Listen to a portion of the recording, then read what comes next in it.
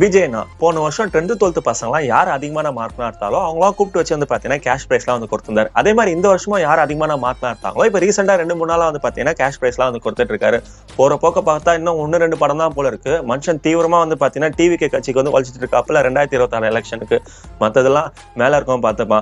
ஆளு பார்க்க என்ன ஸ்மார்ட்டா என்ன கியூடா தெரியுமா இருக்காரு. ஆனா அங்க இருக்க 2K குட்டி குஞ்சான்ஸ் கிட்ட மாட்டிக்கிட்டு அந்த மனுஷன் பாரு அவஸ்தை இருக்குது. I see Private 46 for Captain Jagdish reporting, sir. Battalion Kerala Terminus salute. ச்சே, இந்நேரம் மட்டும் நான் 10th 12th படிச்சிருக்கணும். அண்ணன் கூட நின்று ஒரு போட்டோ எடுத்திருப்பேன். ஆனா இப்ப கூட ஒண்ணு கெட்டு போகல. சீக்கிரமா நான் ஒரு குழந்தைய பேத்து அந்த குழந்தைய 10th படிக்க வச்சு ஃபர்ஸ்ட் மார்க் எடுக்க வச்சு அண்ணன் கூட நின்று நான் ஒரு போட்டோ எடுக்கல. என் பேர் மகேஷ் இல்ல. அதுக்கான வேலையை நான் எப்பயே ஆரம்பிக்கிறேன். வணக்கங்கண்ணா, மை சாங்கன்னு கேளுங்கண்ணா. நான் வளரலண்ணா. It's my ஃபீலிங்னா.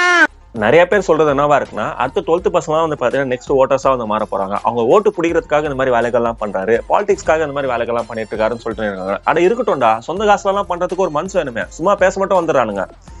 எங்கேயாச்சும் ஸ்டைலான பொலிட்டிஷியனை பாத்திருக்கீங்க? இனிமேல் பாப்பீங்க.